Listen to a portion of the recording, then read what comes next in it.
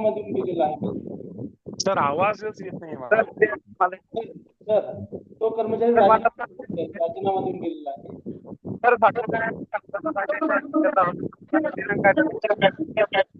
त्यांचा राजीनामा घेतलेला आहे त्यांनी. सर दो चार जण बोल रहे ना उसकी वजह से तकलीफ सर कोणी एक जणे बोलाल ना तर मला ते ऐकायला येईल सर प्लीज कोणी एक जणे बोला आणि थोडा जोराने बोला. माझं जेल आहे मी बोलतोय बाकीचे माईक बंद करा सर प्लीज. बाकीचे माईक बंद करा. ते रनिंग मध्ये बोलताय सर बहुतेक म्हणून आवाज सर ते माईक चालू असल्या कारणाने मला आवाज येत नाही. इतरांनी माईक बंद केलं ना तर आवाज येईल सर. सर एक कर्मचारी ऑगस्ट मध्ये राजीनामा देऊन गेला 2020 ला. हा तर मग त्याचं बिल कशात टाकायचं? कशाचं बिल टाकायचं आहे त्याचं? पगार बिल त्याचं काय आहे? 12 महिन्याचा पगार बाकी आहे त्याचा अगोदरचा. तर त्याची प्रशासकीय मान्यता जे त्याचा अप्रुव्हलची ऑर्डर आहे ते धरा आणि त्या अनुषंगाने त्याचा राजीनामा मंजूर केलाय का शिक्षण अधिकारी संस्थेनी? हो केलाय. बरं तर ते जे ठराव करून जे आदेश दिलाय त्याला तुम्ही कार्यमुक्त केलं असेल ना? हो कार्यमुक्त केलंय. आणि त्याला आदेश दिला असेल ना तर तो आदेश म्हणजे त्या विषयामध्ये प्रशासकीय मान्यता झाली सर. ती ज्या तारखेची असेल ती तारीख आणि ते त्याचा जावक क्रमांक टाका. ऑटोमॅटिक प्रपत्र अ किंवा ब किंवा क तो निवडेल त्या कालावधी अन्वये. त्याच्यानंतरच एक महिन्यात दुसरं एक अजून एक महत्वाचा सांगतो सर प्लीज. काल जालन्यामध्ये हा एक महत्वाचा विषय वाटला मला की समजा आता एका शाळेमध्ये तुकडी सुद्धा आहे अंशतः अनुदानितची. एक कर्मचारी समजा 20% असेल तो 20हून 40 वर आलाय. ऐकून घ्या माझा. 20हून 40 वर आलाय त्याचा तो नियमित फरक सुद्धा बाकी आहे आणि 40 वर आल्यानंतर त्याला अंशतः अनुदानितून 100% अनुदानावर सुद्धा त्याची बदली केली आणि त्याचा 40हून 100चा 4 महिन्याचा आणि 20हून 40चा टप्पा वाढचा 2 महिन्याचा असा फरक आहे पहा. माझा प्रश्न समजून घ्या बरं का. 20हून 40चा 2 महिन्याचा आणि 40हून 100चा 4 महिन्याचा असा एकूण 6 महिन्याचा त्याचा फरक आहे. ठीक आहे. आता हे दोघही लेखाशीर्ष वेगवेगळे आहे पहा. 20हून 40 म्हणजे 3379 आणि 40हून 100 म्हणजे 442. तर आता तुम्ही म्हणतील की सर मग हा बिल कसं तयार करायचंय? एक कर्मचारी 2 लेखाशीर्ष मध्ये अटॅच होऊ शकत नाही सर. तर शेवटचा जो आदेश आहे ना त्याच्यावर इष्टिकअप राहायचं सर आपण 40हून 100 वर आणि त्यामध्ये त्याचा फरक टाकून द्यायचा. एक ब्रोकन रो अगोदर 20हून 40ची घ्यायची त्यामध्ये 20हून 40चा फरक टाकून शेऱ्यामध्ये नमूद करायचं की 20हून 40चा टप्पा वाढचा फरक आणि दुसरी एक ब्रोकन मध्ये रो ऍड करायची आणि त्यामध्ये त्याचा 40हून 100चा फरक ऍड करायचं आणि शेऱ्यामध्ये नमूद करायचं की अंशतः अनुदानावरून 100% अनुदानावर बदली असल्या कारणाने हा वेतनाचा फरक असं तुमच्या जिल्ह्यामध्ये सुद्धा पाहायला भेटू शकतं. तर शेवटचा जो आदेश आहे त्याच्यावर इष्टिकअप राहायचं. त्या प्रशासकीय आदेशवर इष्टिकअप राहायचं. आता त्याची कालावधी कोणती असो प्रपत्र अ असो ब असो क असो त्यामध्ये त्याला टाकून द्यायचंय. ओके आश्वासित प्रगती माहिती देणार टाकून. काय म्हटले सर? तर हे आश्वासित प्रगती योजनेची आपली स्टेप आहे ना त्याची जर असेल तर त्याची पीडीएफ टाकून देणार. सर स्टेप काय त्याच्या शाला 2.0 मध्ये जायचंय. कर्मचारीला टॅब द्यायचंय आणि तिथून ते प्रपत्र आपलं हे निवडायचंय. सर मी एक काम करतो बनवलं नाही मी आता उद्या गांधी जयंतीची सुट्टी आहे मी बनवतो आणि आपले वेतन पथक अधीक्षक साहेब आव्हाड साहेबांना त्यांना व्हॉट्सअपला शेअर करतो आणि मग ते तुम्हाला टाकून देतील सर. आज तर शक्य होणार नाही. मी उद्या नक्की पाठवतो सर. ठीक आहे. आणि ऐकून घ्या एक मिनिट ऐका. हे बिल ग्रुप कसं बनवायचं आहे त्याबद्दल आता तुमच्या स्क्रीनवर दाखवत आहे पहा. Work list payroll organisation office information bill group maintenance मध्ये या. ठीक आहे. इथं खाली घ्या सर. स्कूल नेम हे पहा इथं स्कूल नेम. आता इथं जे लेखाशीर्ष तुमच्या शाळेला लागू आहे ते इथं तुम्हाला दिसतात पहा. हे GR2 ऑर्डिनरी सेकंडरी स्कूल म्हणजे 442 हा लेखाशीर्ष या लॉग इनला ऍप्लिकेबल आहे. हा सिलेक्ट केलं. हे डिस्क्रिप्शन मध्ये या. याला सिलेक्ट करा पूर्ण सर्व सिलेक्ट करके डिलीट कर दो पूरा. हे डिलीट करा याला आला आणि आता याला म्हणा supplementary bill group. Sir type करा ना सप्लिमेंटरी बिल ग्रुप एक स्पेस द्या सर. आणि समजा तुमच्या शाळेमध्ये एकापेक्षा जास्त लेखाशीर्ष असेल तर इथं हे 442चा आहे असं ग्राह्य धरा. हे पूर्ण लेखाशीर्ष क्रमांक टाकून द्या.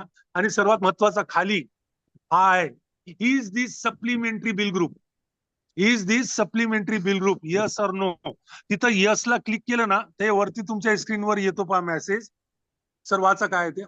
For supplementary bill group no need to attach employee, म्हणजे आपण नियमित वेतनाकरिता कर्मचारी बिल ग्रुपला अटॅच करतो, परंतु पुरवणी देयक बनवण्यासाठी कोणत्याही कर्मचारीला या सप्लिमेंटरी बिल ग्रुपला अटॅच करायची गरज नाही.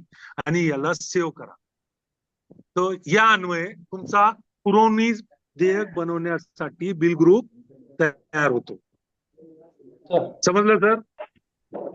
सर हे माझा झाल्यानंतर आता डायरेक्ट सर ऐकून घ्या. हे झाल्यानंतर डायरेक्ट तुम्हाला शाला 2.0 मध्ये जाऊन ते मी मगाशी तुम्हाला एंट्री दाखवली त्या अनुषंगाने तुम्हाला एंट्री करणं आहे. तर आता आणखी एक किस्सा आहे सर शेवटचा, की हा बोला. ते काय आहे, तो जो मगाशी मी म्हणालो ना की राजीनामा देऊन गेले, त्याच जागेवर अंशतः विनाअनुदानितून अंशतः अनुदानित त्याची बदली करण्यात आली आहे 20%. हा. हा. तर मग ते कुठल्या ह्याच्यात घ्यायचं? तर जर तुम्ही प्रशिक्षण सुरुवातीपासून ऐकलं असेल ना, तर तुम्हाला ती गोष्ट कळालेली आहे. याचा अर्थ असा आहे की तुम्हाला ऐकून घ्या, प्रपत्र अ ब क चा कन्सेप्टच क्लिअर नाही झाला तुमचा. हे पहा, प्रपत्र अ ब क आणि प्रशासकीय मान्यता या दोन गोष्टीवरच तुमचे सर्व जिल्ह्याचे प्रश्न आहे. प्रशासकीय मान्यता म्हणजे जे मान्य, ऐकून घ्या मी तुमच्या प्रश्नाचाच उत्तर देतोय सर. मला कळालंय तुम्हाला काय बोलायचंय. ओके.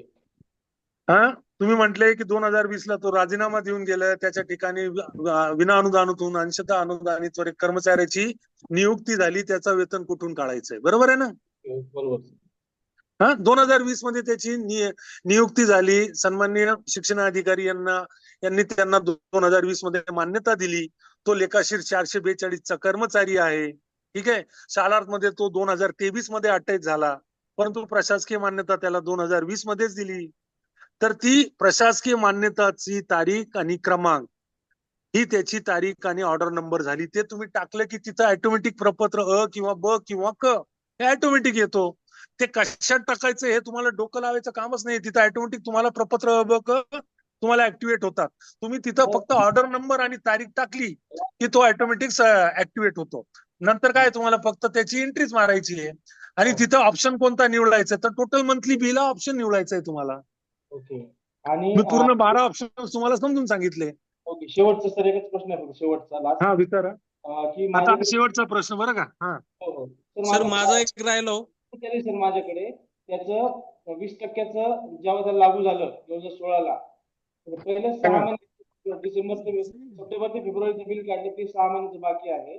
त्यासाठी काय करायचं सर? हेच प्रोसिजर आहे. फक्त जे पहिल्यांदा 20% अनुदानास पात्र ठरले होते ना, त्याचा तुम्हाला माननीय शिक्षणाधिकारीने 20% अनुदानास पात्र ठरलेला आदेश दिलेला आहे पहा. हो, तो जोडायचा. तो आदेशचा तारीख आणि जावं क्रमांक ही तुमची प्रशासकीय मान्यता झाली. ती टाकली की ती अ मध्ये येते की ब मध्ये येते की क मध्ये येते, त्याच्यात ते येऊन जाईल आणि त्या अनुषंगाने तुम्ही कारवाई करा. त्याला काही अपलोड करायची गरज नाही का? ते तुम्ही म्हणाले की बाबा सर्व गोष्टींना अप्रूव्ह करायचंच आहे तुम्हाला.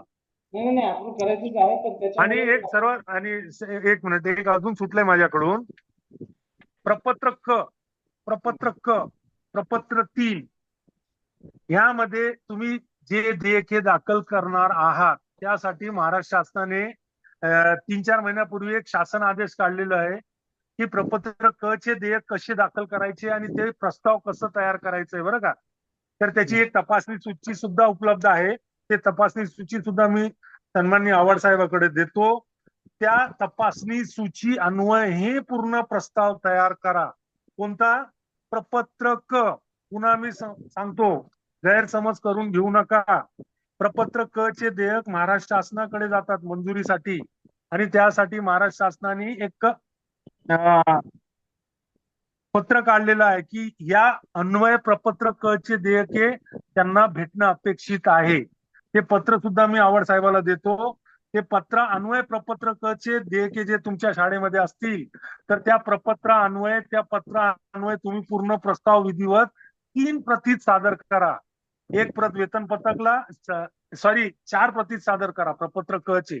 एक प्रत वेतन पथक, एक प्रत शिक्षण उपसंचालक कार्यालय, एक प्रत संचालक कार्यालय आणि एक प्रत महाराष्ट्र शासनाकडे. आणि इतर जे देयके आहे ते 3 प्रती सादर करा. एक प्रत वेतन पथकला, एक प्रत शिक्षण उपसंचालकाला आणि एक प्रत शिक्षण संचालकाला. अ आणि ब चे बिल 3 प्रतीत आणि क चे बिल 4 प्रतीत, कारण की प्रपत्र क चे बिल महाराष्ट्र शासनाकडे मंजुरीला जातात सर. ठीक आहे. हो आणि सर हा. शेवटचा प्रश्न विचारू का? हा, आता हा शेवटचा प्रश्न विचारा प्लीज. सर याच्यामध्ये जसं आपण रेव्हेन्यू स्टॅम्प आणि प्रोफेशन टॅक्स जसं डिडक्शन दाखवतो तसं अदर इन्कम टॅक्स वगैरे दाखवावं लागतं, तो त्यामध्ये दाखवता येत सर नाही. ऐकून घ्या सर, ऐकून घ्या. प्रश्न चांगला आहे तुमचा, बरोबर आहे. सध्या तरी शाळा 2.0 मध्ये पुन्हा सांगतो, सध्या तर प्लीज बाकी जण माईक केलं तर बोलता येईल मला. प्लीज माईक ऑफ करा ना बाकीचे. प्रश्न फार चांगला विचारलाय सरांनी, त्याचं उत्तर देतो. हे पहा, सरांनी प्रश्न असा विचारला की बाबा जसं पीटी किंवा रेव्हेन्यू स्टॅम्पची कपात करता येते तसं त्याचा इन्कम टॅक्स म्हणा किंवा LIC म्हणा, सोसायटी म्हणा, किंवा त्याचा त्या कालावधीतला त्यांनी एखाद्या बँकेचा कर्ज घेतला असेल, ते हप्ते थकीत असेल, तर ते इथं टाकता येत नाही का? तर त्याचं उत्तर आहे नाही, आज तारखेला नाही. तर याचं कारण असं आहे, शाळा 2.0 मध्ये त्यांनी फक्त गव्हर्नमेंट डिडक्शनची सुविधा उपलब्ध करून दिलेली आहे, नॉन गव्हर्नमेंट डिडक्शनची सुविधा उपलब्ध करून दिलेली नाही. या कारणास्तव आपल्याला नॉन गव्हर्नमेंट डिडक्शन तिथं टाकता येत नाही. इन्कम टॅक्स हा गव्हर्नमेंट डिडक्शन नाही, इन्कम टॅक्स हा नॉन गव्हर्नमेंट डिडक्शन आहे. शाळेचा मुख्याध्यापक हा इन्कम टॅक्सचा DDO आहे, ते आपल्या शाळेच्या संयुक्त खात्यावर येते आणि त्यानंतर आपण ते चेक आणि चलनद्वारे आपण बँकेमध्ये चलनद्वारे ते रक्कम जमा करतो शाळेच्या सर टॅनवर. याच्यात एक that's why it is sir, not एक मे- included in government deduction. Yes sir, याच्यात मेन इश्यू काय माहितीये का? सर, माझा एक क्वेश्चन होता. आता एक थकीत एक जण वेतन आहे. बोलू द्या ना. थकीत वेतन वगैरे जे डायरेक्ट एम्प्लॉईच्या खात्यावर जमा होतं, मग कॉलेजला किंवा हा. शाळेला माहिती होण्यास विलंब लागतो. मग टॅक्स मेन आम्हाला इन्कम टॅक्सचा काय इश्यू वाटतो की पॅनल्ट्या वगैरे होऊन येतं. ते एक सर आता कसं गव्हर्नमेंटला आहे, जर विनंती केली. बरोबर आहे तुमचं बरोबर आहे. तुमचा 100% प्रश्न बरोबर आहे. तो प्रॉब्लेम मी लिहून घेतो आणि वरती शालाट मध्ये सुद्धा मी हे कळवतो की बाबा वेतन देयक पारित झाल्यानंतर शाळेला कळत नाही आणि त्यामुळे त्यांचे जे अदर डिडक्शन आहे, जसं एखाद्या कर्मचाऱ्याकडून आपल्याला इन्कम टॅक्स घेणं आहे, ठीक आहे. इम्पॉर्टंट सगळ्यात तर ते आम्ही इन्कम टॅक्स मेन आहे. सर आता याला एक सर्वसाधारणपणे सांगू का तुम्हाला, एक सरळ फार स्पष्ट उत्तर सांगतो सर तुम्हाला. साधारणतः 15 मार्च नंतर काय होतं, वेतन पथक हे थकीत देयके यांना कन्सॉलिडेट करून ट्रेझरीला पाठवत असतात. तुम्ही फक्त तुमच्या लॉगिनला पाहू शकतात की ते फॉरवर्ड झालेलं बिल कन्सॉलिडेट झालं का. हा, ते कन्सॉलिडेट होऊन जेव्हा ट्रेझरी मधून तो बिल पारित होतो ना, तर त्यानंतर वेतन पथक काय करतो, त्या बिलाला अप्रूव्ह करून त्याला वाउचर नंबर टाकतो. तर तोच बिल तिथं फॉरवर्ड कन्सॉलिडेट दिसतो ना, तिथं तुम्हाला अप्रूव्ड म्हणून तिसरा ऑप्शन दिसतो. जर तो अप्रूव्ड झाला याचा अर्थ ते बिल पारित होऊन कर्मचाऱ्याच्या खात्यावर जमा झालंय. बरोबर आहे. पण सर काय होतं की सर, माझा क्वेश्चन होता सर. हा झाला पहिला प्रश्न. हा झाला पहिला प्रश्न. आणि दुसरा त्याचा पर्याय असा आहे की त्याऐवजी तुम्ही वेतन पथकला संपर्क साधू शकता. बाबा याचा असा इन्कम टॅक्स आहे, ते आम्हाला त्याच्याकडून घेणं आहे. ठीक आहे सर, प्रयत्न जर केला कपातीचा टॅब देण्याचा तर खूप चांगलं होईल सगळ्यांना. हा सर, मी लिहून घेतलंय ना की अदर डिडक्शनचे टॅब प्रोव्हाइड करण्यात आहे. पण प्रयत्न केला तर चांगलं होईल. सर, माझा Yes, sir. मी आपल्या मार्फत वरती रिक्वेस्ट टाकतो. पर्याय सर, एक माझा क्वेश्चन होता. हा बोला सर. Hello? आता शेवटचा प्रश्न घ्या प्लीज. सर, हा शेवटचा सर. 7व्या वेतन आयोगाचे हप्ते राहिले सर 2, तर त्यामध्ये ऑर्डर नंबर आणि डेट काय टाकायचे आणि त्याच्यावर ते कसं आहे डॉक्युमेंट माहितीये का सर, आता आपण लेखा अधिकारीकडून जी पडताळणी करतो ना,